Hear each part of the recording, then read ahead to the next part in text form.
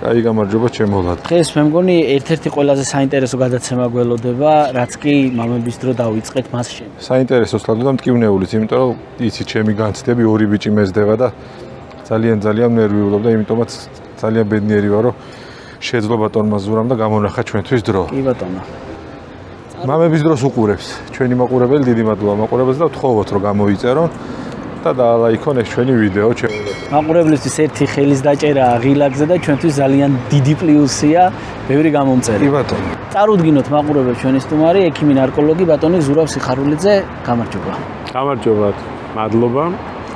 მართალია ცოტა გაბრაზებული ვარ ჟურნალისტებზე, მაგრამ ისეთი სახელი აქვს თქვენ გადაცემას, რომ ვერ გითხარით ვარი, ასე ვთქვათ, იმიტომ რომ ძალიან მნიშვნელოვანია დღეს ეს თემა და მამის როლი მით უმეტეს ყველაზე მნიშვნელოვანია ამ თემაში, იმიტომ რომ სამწუხაროდ ცუდი ბევრი რაღაცა ხდება ამ ქვეყანაში სამწუხაროდ და ამიტომ ძალიან საინტერესო არ ვიცი რა კითხვებს დამისვამთ, მაგრამ მეცდები რომ გიპასუხო. შეიძლება მიამიტურად გამოგვდის მედალადოს არ ვიცი, მაგრამ რატომღაც გვჯერა რომ ამ საუბრით სხვადასხვა სპეციალისტთან შეხვედრით მათი რეკომენდაციების მოსმენით პირველ რიგში ჩვენ ვისწავლით და რაღაცნაირად ოჯახებს ვის დაინტერესებულია რომ ოჯახში იდილია იყოს, შვილები კარგად გაზარდონ, იმათთვის რაღაც კაი საქმეს გავაკეთებთ. გვჯერა ეს და ამისთვის ყველანაირად ვცდილობთ რომ ჩავდოთ მაქსიმალური ძალისხმევა და ვნახოთ რა გამოვა. რა თქმა უნდა, ჯერობით ისევ მარტოები ვართ მედალადო, არა. ხო, მაგრამ ნებისმიერ შეუძლია ჩვენი მხარდამჭერი და გვერდში მდგომი იყოს. თუმცა ვინც არის, მოდი ის კარგი ხალხი დავასახელოთ, კომპანია F1, რომელმაც ჩვენი ტექნიკა გააძლიერა და კომპანია დუგლაძეების ღვინო თავისი არაჩვეულებრივი სლოგანით ხასიათის მრავალფერო, ქართული ხასიათის მრავალფეროვნება, რომელიც გვერდში გვიდგას და მეგობრობს ჩვენთან. დიდი მადლობა მათ და ნებისმიერმა შეუძლია მიბაძოს ამ კარგ ხალხს. პირველი კითხვა ასეთი გოს ბატონ ზურა. არ არის ეს ალბათ არც ერთი პროფესია არ არის მარტივი როცა არ იცი რა ხდება, მაგრამ მაინც გონია რომ ერთ-ერთი რთული პროფესია უნდა იყოს და საიდან მიხვედით აქამდე რატომ აირჩიეთ ეს რთული პროფესია მოთხოვნა? ეს ისეთი რთული კითხვაა. მე თვითონაც მიკვირს როგორ აღმოვჩდი აქ, მაგრამ აღმოვჩდი. მე სპეციალობით ვარ რეანიმატოლოგი და მოკლედ ისე აღმოჩნდა რომ დავიწყე მუშაობა ტოქსიკოლოგიურ ცენტრი გაიხსნა ესეთი მიხაილოვის ყოფილ ესე ვთქვათ მიხაილოვის საავადმყოფოში და იქ მოკლედ პირველი ნარკოლოგიური კერძო კლინიკის ასე ვთქვათ ის იყო და მე იქ როგორც რეანიმატოლოგი მუშაობდი და მოკლედ მე აღმოჩნდა რომ ძალიან ბევრი ზედოზირება შემოდიოდა, ეს არის 90-იანი წლები. ძალიან ბევრი ნარკოტიკი, ბევრი ისა და მოკლედ რავი, ესე მოვხვდი მაგ პროფესიაში, რეანიმატოლოგიდან გავხდი ნარკოლოგი, მე კიდე კერძო კლინიკა გავხსენი ერთი, მე კიდე და მოკლედ 35 წელია ამ სფეროში ვარ და სიმართლე რო გითხრათ, ბევრი ძალიან მძიმე რაღაცებიც მინახია, ეხლა ბევრად უფრო მძიმე რაღაცებს ხედავ და რო გითხრათ, რომ ძალიან ბედნიერი ვარ ჩემ პროფესიაში ვერ გეტყვით, მაგრამ მიყვარს ჩემი საქმე, ვაკეთებ, მაგრამ დაართულია, იმიტომ რომ მოქმედებს ეს ყველაფერზე, იმიტომ რომ შეიძლება ერთ დღეს ისეთი რამე მოისმინო, რომ მე ერთი თვე ვერ მოხვიდე გონზე, ეს რა მოისმინე, მაგრამ გასიზამ ეს არის ჩემი საქმე. ბატონო ზურაბ, სანამ უშუალოდ სპეციალობის კითხვებზე გადავიდოდეთ, მამების დრო ქვია და გვინდა მამასთან ურთიერთობის თემებსაც ვეხებით ხოლმე და მამასთან თუ გქონიათ საუბარი ნარკოტიკების მავნეჩვევებთან დაკავშირებით, მამა თუ გიხსნიდათ, რომ ეს არ შეიძლება, მიუღებელია, ცუდია? არა, მამა ჩემთან ესეთი რაღაც ურთიერთობა არ მქონია, იმიტომ რომ მამა ჩემი ასე ვთქვათ თბილისელი მოკი კაცი იყო. და რა ჩვენ ესე გავიზარდეთ ზოგადად და თუ ჩემი ბიძები ყველა ასე ვთქვათ კეიფი, დროსტარება, რაღაცა ოჯახური ასე ვთქვათ ისენი ნარკოტიკი როგორც ესეთი მაშინ ესე არ ფიგურირებდა. ეხლა მე არა ვარ პატარა, ასე რომ მაშინ ეს თემები ნაკლებად იყო ასე ვთქვათ აქტუალური და შესაბამისად საუბარიც არ იყო. ხო, საუბარი არ იყო, მაგრამ არა. მინდა გითხრათ, რომ მინდა გითხრათ რომ მე ჩემს შვილებთანაც არ მქონდა ამ თემაზე საუბარი არასოდეს. მიუხედავად იმისა რომ ამ პროფესიაში ვარ, მაგრამ ჩემი შვილები ისე გაიზარდნენ, რომ ჩემ პროფესიაში ერთად გაიზარდნენ, ამიტომ ბევრი ლაპარაკი არ ჭირდებოდა. ხო, ხედავდნენ და იცოდნენ და ასე ვთქვათ, მართლა არასოდეს არ მილაპარაკე არ ჩემ შვილთა გოგოსთან, არ ჩემ ვაჟთან, რომ რაღაცა პრობლემა, მე საერთოდ ვთვლი, რომ ამ პრობლემაზე კი არ უნდა ისაუბრო ზოგადად, როცა მამა ხარ. უნდა ისაუბრო სხვა რაღაცა, ანუ არ არის აუცილებელი, რომ გინდა თუ არა მოუყვე რა ნარკოტიკებია და რა დაავადებაა და რა არის. უნდა ისაუბრო როგორია მეგობრობა, რა არის სიყვარული, რა არის როგორ არ უნდა დაჩაგრო, ან შენ როგორ არ უნდა დაგჩაგრონ, როგორ უნდა გიყვარდეს შენ ქვეყანა, როგორ უნდა გიყვარდეს შენ ცოლი, შვილი, მამა, დედა, ბებია. ავი, ამაზე უნდა ესაუბრო. არ არის აუცილებელი გინდა თუ არა ნარკოტიკზე ესაუბრო და გინდა თუ არა მოუყვე რა არის ნარკოტიკი, რა შვება, ის ისედაც თუ დაინტერესებს, ისედაც მონახავს ამას. თავარი არის რომ ჩვენ როცა ვზდით ბავშვს ან როცა ხა მე ძალიან ცუდ დროს მე არა ვარ ისეთი მამა მაგალითად როგორც ჩემი შვილია თავი შვილი ჩემი შვილებისთვის მე თელ ცხოვრება სამსახურში გავატარ იმიტომ რომ მაშინ იყო ის რა პული არ იყო შაქარი არ იყო უნდა გემუშავა პული არ იყო და ასე შემდეგ და ურთიერთობა მე ახლა ჩემ შვილებს როგორი ჩემ სიძეს ჩემ ძალს მაგალითად როგორი ურთიერთობა თავის შვილებთან და როგორც არიან ჩართულები მათ აღზრდაში და საერთოდ ძალიან მომწონს მე ესეთი არ მქონდა მაგრამ მე გავზარდე ჩემი შვილები გარკვეულ ღირებულებებზე და გარკვეულ ესე შეიძლება ცუდად ჟღერდეს, მაგრამ ტრადიციებზე გავზარდე ადამიანი როგორ უნდა გიყვარდეს და ან როცა ესდი და ბავშვს აქვს კომფორტი, ასე ვთქვათ, როგორც ფიზიკური, ასე ფსიქიკური, ის არც ნარკოტიკთან არ მივა. იმას არ ჭირდება ახსნა რა არის ნარკოტიკი, რა არის დამოკიდებულება და ასე შემდეგ.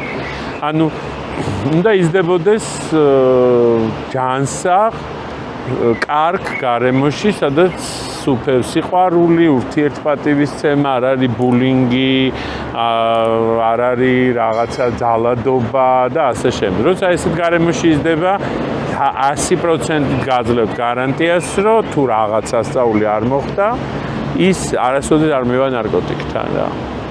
ამიტომ აუცილებელი არ არის, რომ ნარკოტიკზე ელაპარაკო შენ შვილს.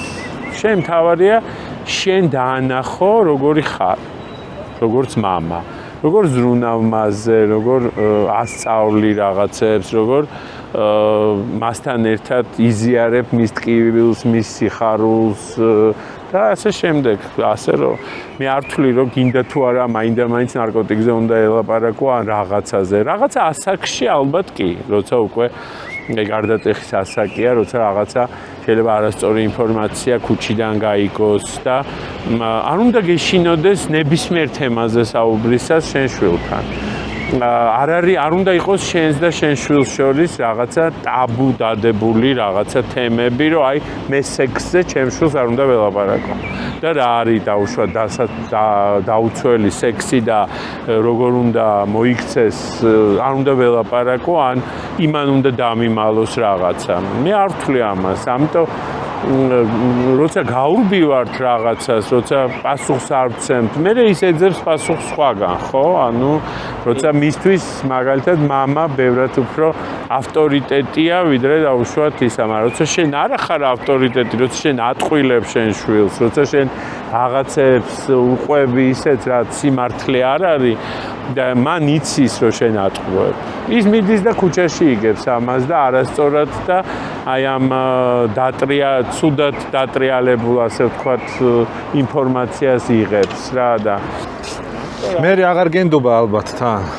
აღარ აქვს სურვილი რომ რაღაც გაგიმხილოს. იმიტომ რომ არ გენდობა, იმიტომ რომ იცის რომ ატყვილებ. იმიტომ რომ არ სემპათიზი. შენ ენდობი მიშო ადამიანს ვინც გატყუებს? კი, რა თქმა ხო და ის რატო უნდა გვენდოს? ხო, არა, მშობელს გონია რომ თუ ამ თემაზე არ დაელაპარაკება, ამითი რაღაცა კარგს იზამს და პირიქით ამით ცუდს აკეთებს, იმიტომ რომ ნდობას კარგავს. შენ რო ეტყვი რომ რაღაცა ხა სისულელეს, რა თქმა უნდა, ის იმას აქვს ინფორმაცია. ის იმიტომ მოდის შენთან რომ გადაამოწმოს ეს, ხო? იმიტომ რომ მან ეს სადღაც გაიგო, ხო? იმიტომ რომ მას ვიღაცამ ეს უთხრა და ეხლა რომ მიხვდება რომ შენ რაღაც სისულელეს ეუბნები, ის რა თქმა უნდა აღარ გენდობა. კარგავ პატივისცემას, მერე ის მიდის ქუჩაში და არის ქუჩაში და ქუჩა კიდე აძლევს თავის სისულელეებს, ან თავის ბევრ ფოროტებას, რაც აქვს. ბატონო ზურაბ, 2023 წელს შინაგან საქმეთა სამინისტრო მიაკვლია რაღაცა მინიცეხი იყო, სადაც მზადდებოდა სინთეტიკური ნარკოტიკი. მაშინ თქვენ გქონდათ პოსტი პირდაპირ ციტირებას მოვახდენ თქვენი ფრაზისას, მოკიბულის დრო აღარა, ერია გადასარჩენი. 2 წელი გავიდა ამ ამბიდან. რამე უკეთესობა გვაქვს? რაიმე უკეთესობა არ აქვს, იმიტომ რომ შეხედეთ ჩვენი საზოგადოება გაიზარდა, კრიტიკული მასა ამ საზოგადოების გაიზარდა საბჭოთა კავშირში და დაიბადა საბჭოთა კავშირში და სამწუხაროდ აქვს საბჭოთა კავშირის მენტალობა, სადაც ყველაფერი იყო გაწერილი, იქ ნარკომანია არ იყო, სექსი არ იყო, ადამიანები იქ ასეულობას არ წარმოადგენდნენ, იყო ერთი დიდი კონცლაგერი, ასე ვთქვათ, სადაც ეს ადამიანები ცხოვრობდნენ.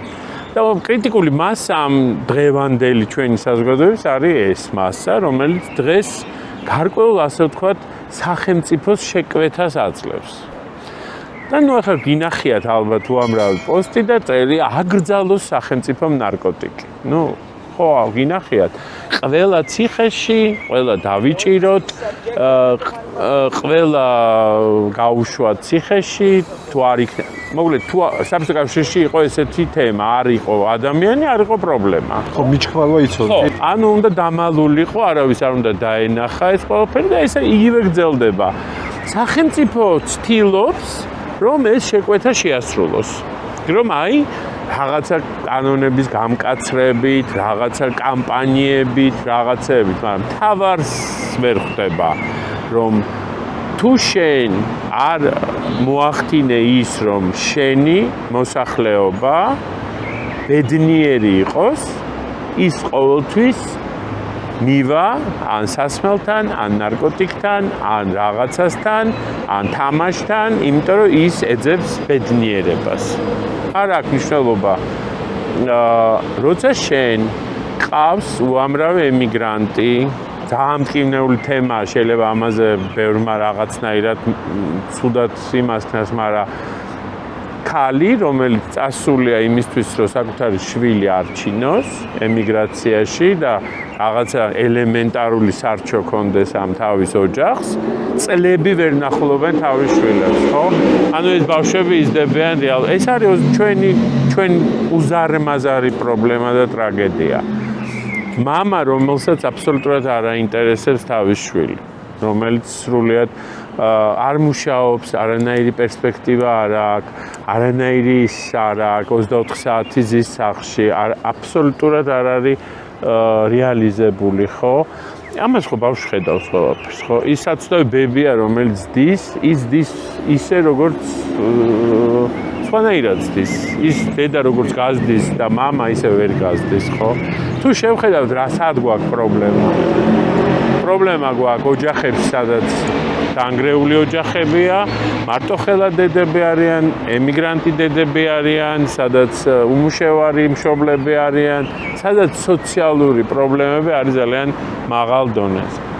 რას ვაკეთებთ ჩვენ? ჩვენ ვითომ რაღაცა ქმნით, ესე ვთქვათ, ილუზიას, რომ რაღაცას ვებრძვით, სინამდვილეში კი არ ვებრძვით, არაფერს არ ვებრძვით.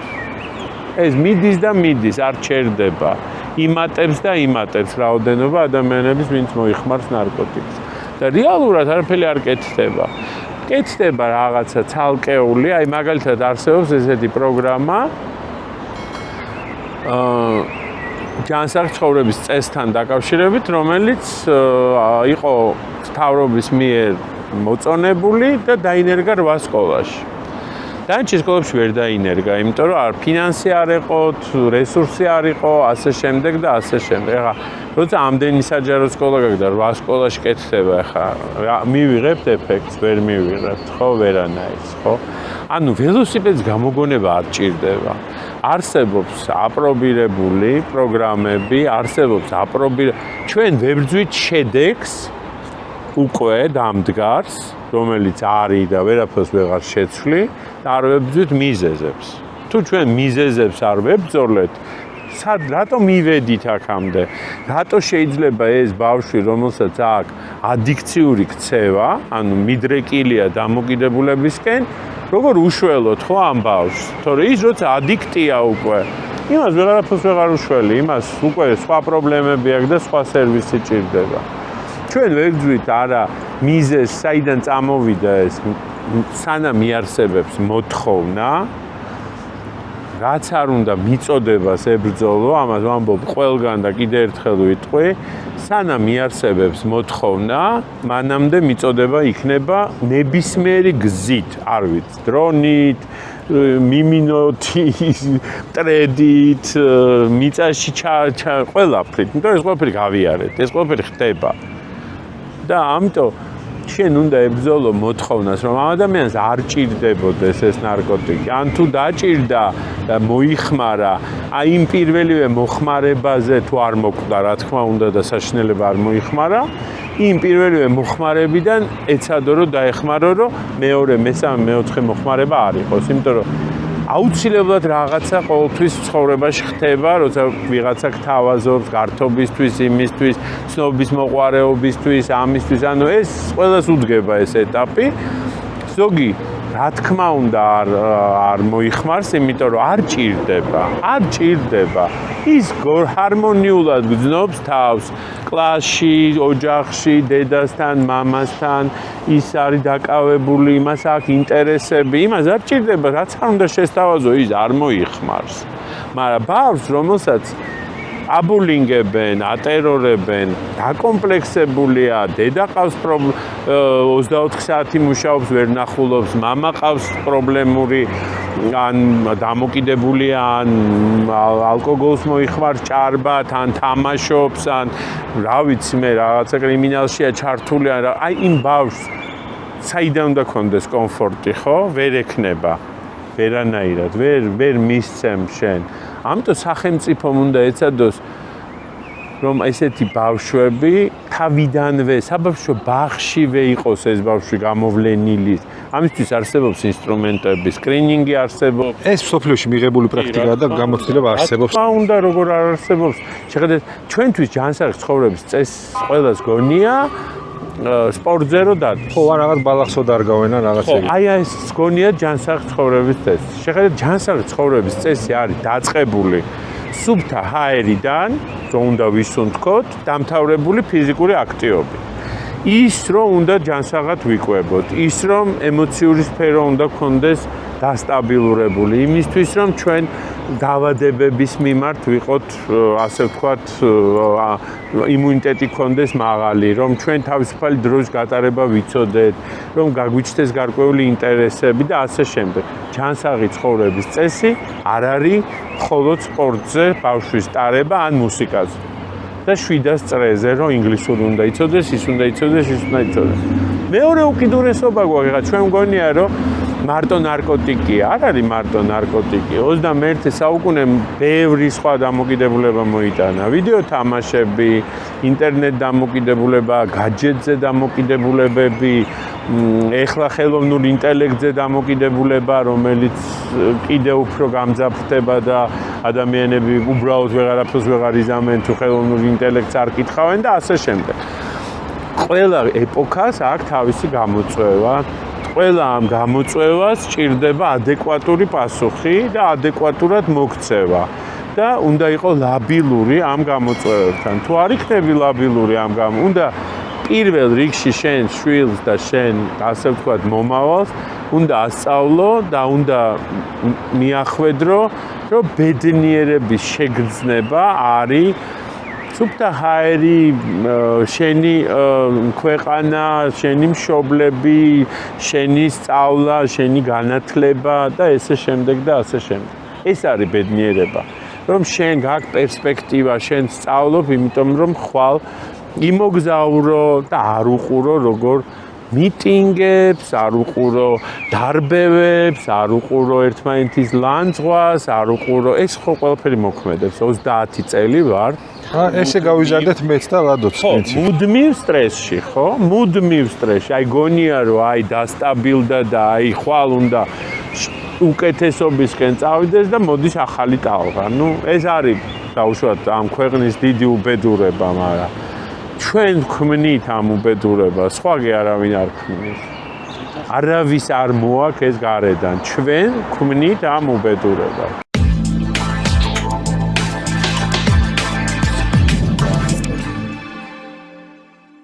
ნათქვამი გაქვთ, რომ სიტუაციას საზღვრავ მიმართვიანობითო. ახლა რა მდგომარეობა გაზრდილია მომართვიანობა? შეგედეთ მაგაშია ყველაზე დიდი უბედურება. ეხლა დღევანდელ დღეს მოგვმართავენ უკვე ძალიან მძიმე მდგომარეობაში და რა თქმა უნდა გაზრდილი.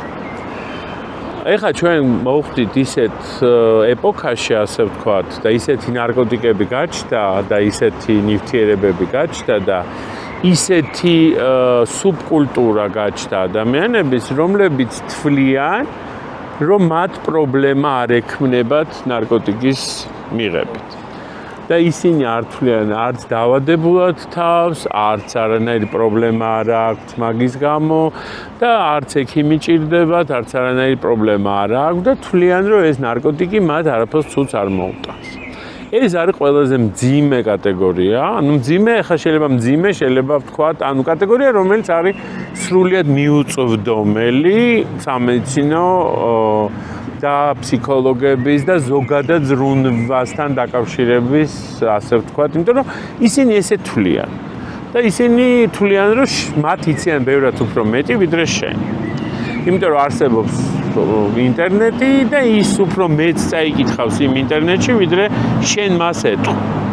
მათთვის შენი გამოცდილება, შენი რაღაცა აზრი ნაკლებად აინტერესებს. შორის პროფესიული ცოდნა. არა აინტერესებს. მან ესე იცის და ეს არის ასე. ეს არის ყველაზე რთული კატეგორია და რომელიც უკვე ხდება სამედიცინო სფეროში უმძიმეს გართულებებით. ანუ ეს არის ან რეანიმაცია, ან ფსიქიატრიული საავადმყოფო, სადაც ამ ნივთიერებები იწვევენ ესეთ მძიმე შედეგს. და არის მეორე კატეგორია, ეს არის უკვე დამოკიდებული ხალხი, რომელიც მოიხმარს წლებიან ნარკოტიკულ საშუალებას და ნუ ხდებიან სერვისში. და ეს უკვე არ თუ შეხედეთ ჩვენ არ ვიცით ამ ადამიანებს როგორ ვესაუბროთ. ანუ მე პირველ კატეგორიას ვამბობ, იმიტომ რომ ისინი აბსოლუტურად არ გენდობიან, მათთვის შენ არ ხარ ავტორიტეტი, შენ რაც არ უნდა ილაპარაკო არ ხარ, თუმცა და ენდობენ ამ სოციალურ ქსელებს, სოციალურ პლატფორმებს, მათთვის ახლა TikTok-ზე ნანახი 2 წუთიანი ვიდეო, ბევრად უფრო ინფორმატიულია, ვიდრე შენ ახლა 1 საათი მათ რაღაცაზე ელაპარაკო. მაგრამ რაღაცა მომენტში დგება ისეთი მომენტი, როცა უკვე კრიტიკულ მომენტში არიან და ბევრი ხდება ამას, რომ ეს არ არის სწორი და ესე ცხოვრება არ შეიძლება და ნუ რაღაცა უნდა შეცვალონ, მაგრამ უკვე იმდენად ძიმე მდგომარეობაში არიან მენტალურად, ანუ ფსიქიკური იმდენად ძიმე პრობლემები აქვს, რომ უკვე ძალიან ბევრი წელი ჭირდება იმას, რომ უბრალოდ ოდნავ დაასტაბილურო და ოდნავ რაღაცას მიაღწიო და იმიტომ რომ ჩვენ არ ველაპარაკებით ამათ. არასოდეს არ ველაპარაკებოდით. ეხაც ესენი ჩვენთვის არიან სატანები, რაღაცა, რა გაცვია, რა გიკეთია, ეს რა უბედურება, იქ რაებს იხატავ, რაღაცები, ანუ ისინი ჩვენ მათთვის არ ვართ ავტორიტეტი, ნუ მე არ ვამბობ, მე მასაზე ვაპარაკობ, ხო? მასა მათ მიმართ არის ძალიან ნეგატიურად და ამიტომ ისინი გაიდინებიან თან ქვეყნიდან ძალიან ბევრი. რაც ეს კიდე სერიოზული პრობლემაა ჩვენთვის, იმიტომ რომ ძალიან ბევრი ადამიანი, რომელიც ხვდება უცხოეთში, სხვა გარემოში, იქ უარესი დეპრესია ეწყება, იქ ხა როცა ეს დისკომფორტი ჩდება, იმ რა თქმა უნდა, იქ აუცილებლად ნარკოტიკი ეძებს ადამიანებს, რომლებიც არ არიან ბედნიერები. ალკოგოლი ეძებს ადამიანებს, რომლებიც არ არიან ბედნიერები.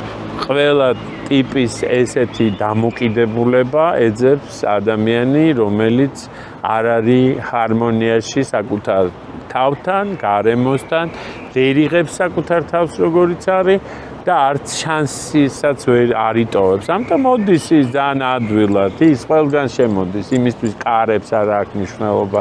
იქ ყველა კარებს აღებს. დიდრის, იმის, ამ პოლიტიკოსის, კოცი ხარ, ნაცი ხარ, იმას არ აინტერესებს. ის ყველგან მოდის აბსოლუტურად და ყველგან შემოდის ყველა ოჯახში და ანგრევს მერე იმას, რაც უკვე წლებია რაღაცას ქმნი და რაღაცას შველი და რთულია. ბატონო, ყველაზე ხშირად რა გართულებები მოსდევს ნარკოდამოკიდებულებას? დაავადებებს და ჯანმრთელობის მდგომარეობას გულისხმობ. ამ წუთას ყველაზე სერიოზული პრობლემები არის მენტალური ჯანმრთელობის პრობლემები, ანუ ფსიქიკური აშლილობები, ეს არის დეპრესია, ეს არის ფსიქოზები, ეს არის უმძიმესი დეპრესიები, ეს არის პარანოია, ეს არის ფსიქოზები და პლუს ამას ემატება, რა თქმა უნდა, ჯანმრთელობის სერიოზული პრობლემები, როგორიც არის HIV, C ჰეპატიტი, B ჰეპატიტი, ინფექციური დაავადებები, სექსუალურად გადამდები დაავადებები, სექსუალური უძლურობა და უამრავი რამე, იმპოტენცია, ქალებში შობადობის შემცირება და ანუ ესეთი გოგოებში ასე ვთქვათ და ბევრი პრობლემები, რაც მე ეს უკვე ერთმანეთს ედება, მაგრამ ყველაზე სერიოზული პრობლემა ეხლა რაც დგას და ჩვენ რაც გვიდგას, ეს არის ზედოზირება, რაც არის ყველაზე სერიოზული პრობლემა და ზუსტად აი ამ მომხმარებლებში, რომლებიც არ თვლიან, რომ ეს რამეს ზიანს მოიტანს, იმიტომ რომ იმათმა არ იციან რას მოიხმარენ, ეს არის ქუჩაში ამოთხრილი ნარკოტიკი, ეს არის დარკნეტში ნაყიდი ნარკოტიკი, ზედოზირება რაც არის ყველაზე სერიოზული პრობლემა და უმძიმეს შედეგებთან მივდივართ საბოლოოდ. ეს არის მენტალური ჯანმრთელობა, რომელიც წლებია უჭირდება გამოსწორება და ამას მერე უკვე ბუკეტად მოსდევს უამრავი სხვა რაღაც. შეიძლება არასწორი კითხვა ეხლა, მაგრამ ნებისმიერი ნარკოტიკი შეიძლება ამის მიზეზი გახდეს? ეს ახალი ფსიქოაქტიური ნივთიერებებზეა ლაპარაკი, რომელიც დღეს ყველაზე პოპულარულია, ყველაზე გავრცელებულია და ითვლება ეგრეთ წოდებულ ვითომ უსაფრთხო ნარკოტიკებად რა. შეხედეთ უსაფრთხო, როცა ჩვენ ვამბობთ ნარკოტიკს, ხო? ამას ეხლა ყველა ამბობს, რომ არ არსებობს სუბუქი და მძიმე ნარკოტიკი. როცა ვამბობთ სიტყვა ნარკოტიკს, უკვე არის ნარკოტიკი. იქ ჩვენ მივამატებთ სუბუქს, კლუბურს, მძიმეს, უმძიმეს თუ ასე შემდეგ. არა აქვს უკვე მნიშვნელობა, ვამბობთ ნარკოტიკი, ხო? ეხლა რატო ვამბობთ დავუშვათ სუბუქ ნარკოტიკს, ხო? ან რატო ვამბობთ ძიმე ნარკოტიკს? ყველაფერი ეს განისაზღვრება ზიანით. რა ზიანი მოაქვს ამ ნარკოტიკს? ზიანი არის სიკვდილი, ზედოზირება, ეს არის კრიმინალი, ეს არის მენტალური პრობლემები, ეს არის ჯანმრთელობის პრობლემები, ეს არის სოციალური პრობლემები, ასე შემდეგ და ასე შემდეგ. იმის და მიხედვით რა უფრო მეც იწევს, ესე როგორც ნაწილდება რაღაცაები ცხოვრებაში სიმძიმის მიხედვით, ესე ნაწილდება ეს ნარკოტიკებიც, ხო? ამ სიმძიმის მიხედვით და ეხლა დავუშვათ თუ რაღაცა ნარკოტიკიდან ზედოზირება სოფლიოში აღწერილი არ არის, ან დავუშვათ რაღაცა კრიმინალი არ არის, მაგრამ იწევს დამოკიდებულებას, ხო? მაინც ვამბობთ, რომ ნარკოტიკია, მაგრამ ვამბობთ, რომ ეს არის ამ ხარისხის ნარკოტიკი და არა უმძიმესი ნარკოტიკი, რომელსაც დავუშვათ რაღაცა. იმიტომ რომ შეხედეთ, თავარი არის ერთი რამე. ჩვენ ყველამ ერთად თელმა საზოგადოებამ უნდა ვთქვათ, რომ ნარკოტიკი არის და არსებობს და იყო არის არსებობს და სამწუხაროდ იქნება. ვერც ერთმა დღეს უძლიერესმა ქვეყანამ ვერ მოახერხა ის რომ არ არსებობდეს ნარკოტიკი, ხო? არ არსებობს ასეთი პრეცედენტი სამწუხაროდ. რა უნდა ვქნათ, ხო? ჩვენ უნდა ვისწავლოთ ამ ნარკოტიკებთან ერთად ცხოვრება. ეს არის ჩვენი მიზანი. და უნდა ვისწავლოთ, რომ ამ ნარკოტიკმა, რომელიც არის, ნაკლები ზიანი მოგვიტანოს. ჩვენ და საზოგადოებას და ერთ გარკვეულ პიროვნებას. ეს არის თელი კონცეფცია ამისი. აქედან გამომდინარე, უკვე შენ იწყებ მოქმედებას, ხო? თუ არის მომხმარებელი რა პრობლემა აქვს, თუ არის დამოკიდებული რა პრობლემა აქვს, თუ არის რაღაცა საზოგადოებრივი საშიშროება მაგალითად, ხო?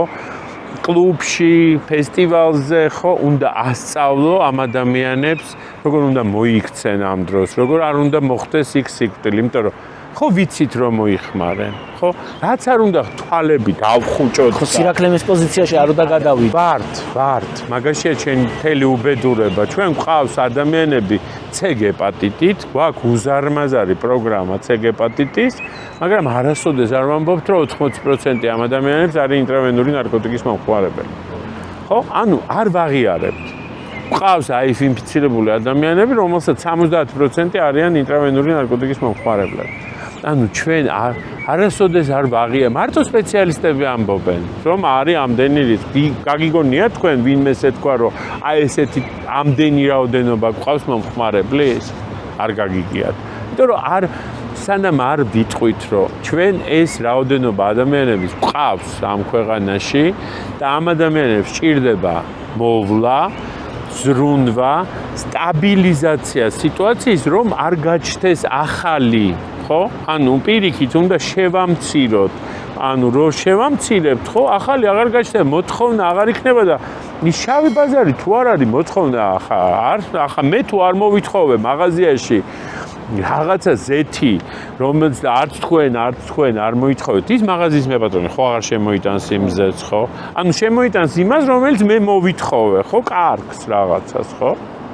მაგრამ ისიც არ უნდა გვავიწყდებოდეს, რომ არსებობენ, ესიც უნდა ვაღიაროთ, რომ ჩვენ გვყავს ადამიანები, რომლებიც შეიძლება დღეს არ მოიხმარენ ნარკოტიკს, ანუ ის ბავშვია დაუშვა 12-13 წლის, მაგრამ პოტენციურად მას ისეთი ქცევა აქვს, ისეთი ფსიქიკური განწყობა აქვს, რომ ხვალ ის შეიძლება მივიდეს ნარკოტიკთან. აუცილებლად, იმიტომ რომ ნარკოტიკი მასთან მოვა, თუ ეს არ მივა. აუცილებლად მოვა.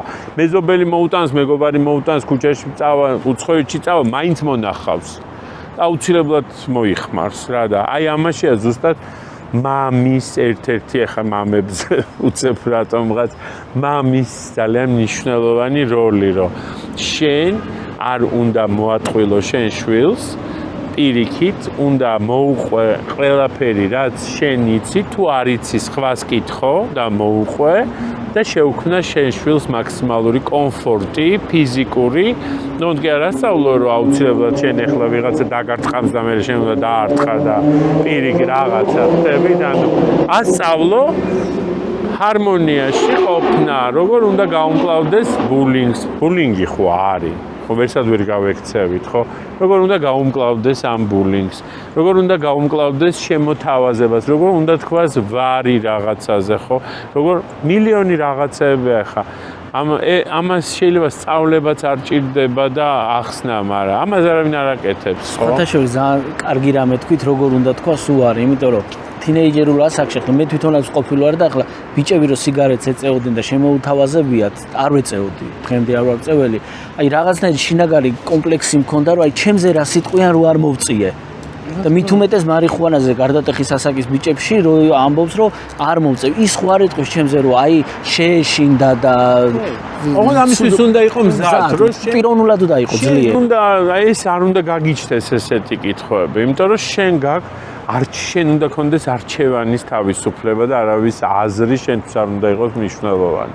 შენ თუ ხარ კარგად და არ გჭირდება და არც მოწევი, იმიტომ რომ შენ იმ მომენტში კარგად ხარ რა და არ გჭირდება ეს დამატებითი რაღაცა სტიმული რა, იმისთვის რომ კარგად გახდე რა. ბატონ ზურას, სულ ახლახანს ყავდა ბიძინა კულუმბეგოვი და ასეთი სიტყვები თქვა, ბედნიერი ბავშვები ნაკლებად ავადმყოფობენო და პრაქტიკულად იმავეს ამბობს თქვენს და იმხელა გამოხმაურება ქონდა ბიზნესკულუმბეგოვის მაგ სიტყვებს. ბევრს რაღაცაირად გულზეც მოხვდა იქ კომენტარებიდან გამომდინარე, მაგრამ ფაქტია, რომ ბედნიერები უნდა ვიყოთ მშობლები, რომ მე შვილები გავაბედნიეროთ და კი, ბედნიერი ადამიანი არ ხდება დამოკიდებული ამას პირდაპირ გეუბნები. არ არსებობს. ბედნიერი ადამიანი არასოდეს არ გახდება დამოკიდებული. არ არსებობს მასეთი რამ. წეღან ბძანეთ. ფიზიკაც კი არ გაძლევს მაგის საშუალებას, ანუ ბიოლოგიურად და ფიზიოლოგიურად ვერ გახდება, იმიტომ რომ შენ იმდენი სეროტონინი და დოფამინი გამოგეყოფა ორგანიზმში, რომ შენ ის ბედნიერება გაგჭირდება. ის ხო, მეტი არაფერი არ არის, ხო, ის გარედან შემოტანილი არის ის, რომ შენ ეს რაღაცა ჯილდოების მომენტი კონდეს და როცა ხარ ბედნიერი ვერ იქნები დამოკიდებული რა. ბატონო ზურა წეღან ბძანეთ ზედოზირება ეს ფრაზა სიტყვა ახსენეთ და აუცილებლად მინდა გკითხოთ აი პირადად მე არ შევსწრები ვარ მაგრამ მეგობრისგან გამიგია წამიკითხავს რომ თუნდაც კლუბში ბიოს ზედოზირების შემთხვევაში როცა არ იციან ახალგაზრდებმა რა გააკეთონ და შემთხვევა ფატალურად სრულდება აი პირველადი დახმარება რა უნდა გააკეთონ რომ უთხრათ რომ იცოდე არ უნდა მოიხმარონ პირველი დახმარება მაგია მაგრამ მე რა თქმა უნდა ეხა მასე აი მაგას ვიძახე ხა იგივე ხო აი კლუბები არ აღიარებენ რომ მათ არ იყიდება ალბათ, მაგრამ მათ ტერიტორიაზე რომ ნარკოტიკს ან მოიხმარენ, ან მოდიან ნარკოტიკის ზემოქმედების ქვეშ, ეს უკვე საკმარისია იმისათვის, რომ კლუბის ყველა თელმა სტაფმა იცოდეს, როგორ უნდა მოიქცეს დაწყებული დაცვიდან დამთავრებული ბარმენით, როგორ უნდა მოიქცეს ზედოზირების დროს. დავანებოთ თავი რომ არ იყიდება, კი ბატონო, არ იყიდება, იქ არ მოიხმარენ, გარეთ მოიხმარა და შემოვიდა, ხო? შენ ხო არ უგზავნავ ესეთ ადამიანს, ხო? ან მოიხმარა ვაფშე არ ეწყობა და იქ მერე დაამატა ალკოგოლი და ასე შემდეგ. პირველად დახმარების ასე ვთქვა, საერთოდ პირველადი დახმარება უნდა ისწავლებოდეს სკოლაში. ეს აუცილებელია. ანუ პირველად დახმარება ეს არ არის აუცილებელი ნარკოტიკი იყოს, ხო? ნებისმიერი ტიპი და მეორე რაც უნდა ისწავლებოდეს, არ უნდა იყოს გულგრილი ადამიანი, რომ გდია ქუჩაში, აუცილებლად უნდა მიხვიდე და იმ ადამიანს დააკვირდე, სუნთქავს, არ სუნთქავს და მაგრამ ჩვენ შეიძლება მოვტრიალდეთ, ეხლა აქ რომ მე დავწვე, შეიძლება 1-2 საათი ვიწვე ისე, რომ გასული არ მოვიდეს, ხო? ცოტა თუ ისეთ ფორმაში ვიქენი, ეხლა ცოტა ანუ ეს გულგრილობა არ უნდა გქონდეს პირველ რიგში და ეს დახმარების და რაღაცა ექსტრემალურ სიტუაციებში ქცევა უნდა ვასწავლოთ, ხო, ადამიანებს. ანუ ეს ხო არ მოდის საიდანღაც, ხო? ელემენტარული წესებია ის, რომ თუ კლუბში მოხდა, უნდა გავარიდოთ სიტუაციას, ანუ იმ ხმაურს და იმას გამოვიყვანოთ უსაფრთხო ადგილას. დავრეკოთ 112-ში და მანამდე გარკვეული იმის და მიხედვით თუ არის სუნთქვის პრობლემა, ან დაუშვათ არის ღებინების პრობლემა, რა უნდა ვაკეთოთ, ან თუ ძინავთ, ან არის უგონო მდგომარეობაში, იმის და მიხედვით გავუწიოთ დახმარება. ამას უნდა ვასწავლიდეთ სკოლებში. თინეიჯერებს, შეიძლება 7 წლის და 8 წლის ბავშვმა ვერ დაეხმაროს, მაგრამ ეხლა 12, 14, 15, 16 წლის ბავშვმა ეს ელემენტარული დახმარების წესები უნდა იცოდეს, ხო? უნდა იცოდეს, რომ 112-ში როგორ უნდა დარეკოს, რა უნდა უთხრას ოპერატორს, იმიტომ რომ ძირითადად ეჩხუბებიან, ის ოპერატორი ვერ იგებს ვერაფერს, სანამ ის აუხსნის, ამიტომ სულ მაგას როცა ვამბობ, როცა პირველ დახმარებაზე ვიწყებ ლაპარაკს, ნუ ეჩხუბებით ოპერატორს, ეს არის მისი მოვალეობა. მან ეს ინფორმაცია უნდა შეაგროვოს, რომ თქვენ სწორი ტიპის დახმარება გაგიწიოთ. შეიძლება დროში არის გაწელილი და თქვენ ძალიან გეჩქარებათ, მაგრამ არ უნდა ეჩხუბო. ამიტომ ეხა აქ რომ მე დავიწყო ეხა პირველად დახმარების რაღაცების მოყოლა, ნამდვილად არ იქნება ისა, მაგრამ მოკლედ მე ვთვლი რომ ეს პირველად დახმარება, პირველი ნაბიჯი რაც უნდა გავაკეთოთ, ის რომ სკოლაში რაღაცა ეს პირველად დახმარება ვასწავლოთ ადამიანებს, იმიტომ რომ დღეს ისეთი დრო არის სამწუხაროდ, რომ იმდენად შესაძლებელია შენ თვალწინ ესეთი რაღაცა მოხდეს, რომ შენ უნდა იცოდე როგორ უნდა მოიქცე რა. მე რამდენჯერ ვიმეორებ არ ვიცი, მაგრამ ბატონო ზურა, მე დალადოს ოცნება გვაქვს რა ამ ჩვენი მამების დრომ შეძლოს და მამებისთვის ამ შემთხვევაში. იმიტომ რომ მე პირადად არ ვიცი, პირველად დახმარების რაღაც ტრენინგები გავაკეთოთ, და მამემო ვისაც უსასყიდლოდ ჩაგიტარებთ ტრენინგებს, როცა გინდათ, არ მჭირდება არაფერი. ეგ მინდოდა მეთქვა, ეხა იმერულად გავამივიდა, მაგრამ ეგ მინდოდა გამეგონა უფრო. არა მაქვს პრობლემა, შეკრიბეთ რამდენი გინდა ადამიანი და მე ჩაგიტარებთ მაგ ტრენინგებს, არანაირი სულ 1 საათი დაგჭირდება, მეტი არა. აუცილებლად გავაორგანიზოთ, მიშო და გავაკეთოთ, იმიტომ რომ თქვენი ავტორიტეტიდან, თქვენი გამოსწრებიდან გამომდინარე, გულში მერჭობა და თქვენი სიტყვები და ეხლა ამათ და კაი ხასიათია. ხო. და მაინც ბატონო ზურა, ისევ მინდა რომ დაუბრუნდე, ზედოზირების ფაქტს შევესწარეთ. დავრეკეთ 112-ში, სანამ 112 მოვა. აი მაგას ვიძახი, ანუ შეხედეთ ყველა ნარკოტიკს აქვს თავისი, ასე ვთქვათ, ზედოზირება. აი ბოდიში ჩაგეკითხებით ახლა წეღან ჩავინიშნე ზუსტად. როცა ექიმა არ იცის, რა ნარკოტიკის ზედოზირება არ თულებს მკურნალობას? რა თქმა უნდა, მაგრამ შეხედეთ არის სტანდარტული, ასე ვთქვათ, დახმარება და სტანდარტული დიაგნოსტიკური ნიშნები იმისა რა არის. ანუ ჩვენ ამ შემთხვევაში გვაქვს 2, აი ხა რო გავყოთ, ეს არის ოპიატების ზედოზირება, რაც ყველაზე ხშირად არის. ეს არის როცა ადამიანი არის უგონო მდგომარეობაში, არა აქვს სასუნთქი მოძრაობები, ანუ არ სუნთქავს ან ზედაპირულია, უგონოთ არის, ვერ მოყვავს გონზე, ეს არის ოპიატებისთვის დამახასიათებელი, ასე ვთქვათ, როცა ძილშია, ხო?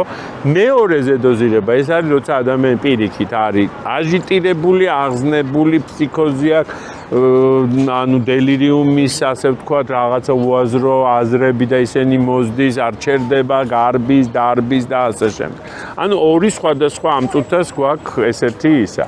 ამ შემთხვევაში უნდა გავაკეთოთ ის, რომ ვიტალური ფუნქციები, ანუ სუნთქვა, ვეცადოთ, რომ აუცილებლად ისუნთქოს ამ ადამიანმა, ეს არის პირიდან პირში ან პირიდან წყვილში სუნთქვა, გვერდზე უნდა დავაწვინოთ, რომ ღებინება არ კონდეს და სასუნთქი გზებში არ მოხდეს. ძალიან ხშირად არის, რომ აი ღებინების დროს ხდება სასუნთქი ან თუ აქ პირში საჭმელი ან რაღაცა ამოვაცალოთ, ხო? რაღაცნაირად და არ შევქმნათ პანიკა. ეს არის ყველაზე ცუდი. აი საქართველოში გინახიათ, ვიღაც ცუდად გახდება, 700 კაცი ზემოდან ესება, ჰაერი მიეცით, წყალი დალე, ამ დროს აზრზე არ არიან რა უნდა ქნან და ის კაცი შეიძლება ისე დაიღუპოს 200 კაცში, რომ ვერავინ რეალური დახმარება არ გაუწევს და პირველ რიგში რაც უნდა გავაკეთოთ, დავრეკოთ სასწრაფოში. ეს არის მთავარი. და ნუ არის ესეთი პრეპარატი, ნარკანი ქვია ამ პრეპარატს, ეს არის ანტიდოტი ოპიატების, რომელსაც აი თქვენ კითხვა, როცა არ ვიცით რა არის, ანუ უცნობი ეტიოლოგიის არის, პირველ რიგში როცა უგონო მდგომარეობაში, ეს არის ასე ვთქვათ, ოქროს ტესტი, რომ თუ ეს არის ოპიატი, ადამიანს როცა ნარკანს გაუკეთებთ, ან გავაკეთებთ, ან დავალევინებთ, ეხა ამერიკაში ინტრანაზალური, ანუ სპრეებიც არსებობს, რაც ჩვენ ქვეყანაში სამწუხაროდ არ არის და აუცილებელია რომ იყოს. უკეთებთ ამას, ან ვალევინებთ, ან თუ შპრიცი გვაქვს, შპრიცს უკეთებთ, ნუ მოკლედ ეს ნარკანი რაღაცნაირად უნდა მივაღებინოთ. და ეს არის ასე ვთქვათ ანტიდოტი ოპიატების. მეორე შემთხვევა როცა არის ასეთ მდგომარეობაში, ანუ უნდა ვეცადოთ რომ არ დავტოვოთ მარტო, ვეცადოთ მაქსიმალურად რომ რამე არ დაუშაოს საკუთარ თავს, ანუ არ გადახტეს სადმე, მანქანის ქვეშ არ ჩავარდეს, მდინარეში არ ჩახტეს ან ასე შემდეგ, მოვაცილოთ იმ სიტუაციას, სადაც არის, ვეცადოთ მაქსიმალურად რომ იყოს მშვიდად, რამდენადაც შეიძლება და ორივე შემთხვევაში რაც შეიძლება მალე უნდა მივიყვანოთ ჰოსპიტალში. ანუ სადაც მას გაუწევენ დახმარებას. ეხა იქ სასწრაფო რას იზამს და ექიმი რას იზამს, ეს კიდე სხვა საკითხია. ეხა მაგი მაყურებლისთვის ნაკლებად საინტერესოა, ეს უფრო სასწრაფოს ექიმებმა უნდა იცოდნენ, როგორ მოიქცენ და ასე შემდეგ. მარიხუანას საკითხსაც მინდა შევეხოთ, ბატონო ზურა. ასე ამბობენ ხოლმე, რომ ბუნებრივია, დამოკიდებული არ ვარ. მარიხუანა რამდენად საშიშია და აი ხო გითხარით ეხა. და დამოკიდებულებას თუ იწევს. ხო. ეხა შეხედეთ კიდე ერთხელ ვამბობ, მარიხუანა არის ნარკოტიკი, ხო? აქ თავდება ყველაფერი. ეხა რამდენად ზიანის მომტანია, ხო? ეს უნდა განსაზღვროთ. რამდენად უნდა ვებრძოლოს ადამიანს, რომელიც მარიხუანას ეწევა, ხო? რამდენად უნდა ჩავსვათ ციხეში, რომელიც მარიხუანას ეწევა. აქ ბევრი საკითხია, შეხედეთ. ან რატო დაიწყო მარიხუანის მოწევა, ხო? ეს იყო პირველი ნარკოტიკი მის ცხოვრებაში? რა თქმა უნდა, არა. აბა რა არის პირველი ნარკოტიკი ადამიანის ცხოვრებაში, რომელიც მიიღო თან საქართველოში, თუ მეტყვი? სიგარეტი ალბათ. და? სასმელი. ალკოგოლი, რა თქმა უნდა. ანუ პირველი შეხება, ასე ვთქვათ, ფსიქოაქტიურ ნივთიერებასთან ადამიანს აქვს ან ალკოგოლთან, ან ნიკოტინთან და ასე შემდეგ, ხო? მარიხუანა შედარებით სხვა ტიპის ნარკოტიკებთან, რომელიც გაუშვათ შეიძლება ქვების სროლა დამიწყონ, მაგრამ ვიტყვი არა, ვიტყვი რომ შედარებით ნაკლები ზიანის მომტანია ვიდრე ახალი ფსიქოაქტიური ნივთიერებები და ბევრად უფრო შეიძლება ნაკლები ზიანი მოაქვს, თუმცა იწვევს დამოკიდებულებას, არ არის გამორიცხული ჰაშური ფსიქოზები, რაც ერთ-ერთი ყველაზე მძიმე გართულებაა, ოღონდ ეს არის ადამიანის პრედისპოზიცია, ასე ვთქვათ, ან ადამიანს ეს ქონდა, უბრალოდ მარიხუანა მოახდინა სტიმულაცია ამის, ხო? და რას ნიშნავს ეს ფსიქიკური დაავადებაა? არა, ანუ რაღაცა მქონდა მე გენეტიკურად ფსიქიური აშლილობა, რომელიც არ ვლინდებოდა და მარიხუანა მოვწიე და გამოვლინდა. ან აი ჩარჩენილებს ეძახიან ჩვენში თუ გაგიგია. ანუ ეს არის გაშური ფსიქოზი, ერთ-ერთი ურთულესი გართულება, გაშური ფსიქოზი მარიხუანა. მაგრამ ადამიანი მიდის მარიხუანასთან, იმიტომ რომ აი ეს რაც თქვი ყველაფერი მანამდე, ხო? ის არ მივა მარიხუანასთან. მარიხუანა არის ერთ-ერთი ასე ვთქვათ ნარკოტიკი, რომელიც იწვევს გაბრუებას, რომელიც იწვევს ასე ვთქვათ, არ იწვევს შეიძლება ფიზიკურ დამოკიდებულებას, მაგრამ ფსიქოლოგიურ დამოკიდებულებას, რა თქმა უნდა, იწვევს და უნდა ვებრძოლოთ მარიხუანას, არც ჰეროინს, არც კოკაინს, არც რაღაცას არ უნდა ვებრძოლოთ. ჩვენ უნდა ვებრძოლოთ ნარკოტიკთან ის მაინც მოგიგებს, ჩვენ უნდა ვიბრძოლოთ იმაზე, რომ ამ ადამიანმა, რომელზეც კონკრეტულად გვაქვს საუბარი, არ ჭირდებოდეს არც მარიხუანა, ანუ ჩვენ ვებძვით ნარკოტიკს და იმას კი არ ვამბობთ, რომ ჩვენ ეს ადამიანია, ეს ამის უკან, მარიხუანა იქნება თუ რა არ აქვს მნიშვნელობა, ადამიანია ეს. და ამის უკან დგას. უბრალოდ სოფლიოში ტენდენცია შეიცვალა. შეხედეთ, ამდენი ცუდი და ტოქსიური ნარკოტიკების გაჩენა კიდევ ერთხელ აი ამ იმიდან გამოვდივარ რა, რომ აღიარეს, რომ არიან ადამიანები, რომლებიც მოიხმარენ. ხო? ანუ უკვე არიან ადამიანები, რომლებიც მოიხმარენ. ამიტომ ამათთან ბრძოლას არანაირი აზრი არ აქვს, ხო? ამათ ჭირდებათ გარკვეული ტიპის დახმარება, იმიტომ რომ ის მაინც დათესავს, მაინც იყიდის, მაინც რაღაცას. მოდი შენ ეცადე რომ გააკონტროლო ეს სიტუაცია რა, რაღაცა მომენტში შემოიყვანე შენსკენ, ხო? რაღაცა მომენტამდე მოიყვანე და იქნებ ხვალ ეს ადამიანი, ეს პრობლემა რომ მოეხსნება, აღარ მოუნდეს იმ მარიხუანის მოწევა, ხო? ეხლა მე სხვა დამოკიდებულება მაქვს სხვადასხვა ნარკოტიკების მიმართ ჩემი პროფესიიდან გამომდინარე, ხა ვერ შეიძლება რაღაცაზე თქვან, რომ რაღაცას აგიტაციას არც ერთს კიდე ერთხელ ვამბობ. როცა ვსაუბრობ, ვამბობ ნარკოტიკი. ეს არის გამთავრებული ამბავი. მე იქ რა დეფინიციას იმას მიუკრავს გარედან, ხო? ეს უკვე არის ჩემი პროფესიული, ასე ვთქვათ, საქმე და არა ის, რომ მე ამას არ ვთვლი პრობლემად. წვიმა დაიწყო. აპირებ. გავგიჟდები ახლა რომ წვიმა წამოვიდეს. მე მგონი არა ჩანს საწვიმარი ამინდი და ჩვენ არაჩვეულებრივი მეგობრები ყავს ბატონო ზურაბ, ღვინოსთან როგორი დამოკიდებულება გაქვთ?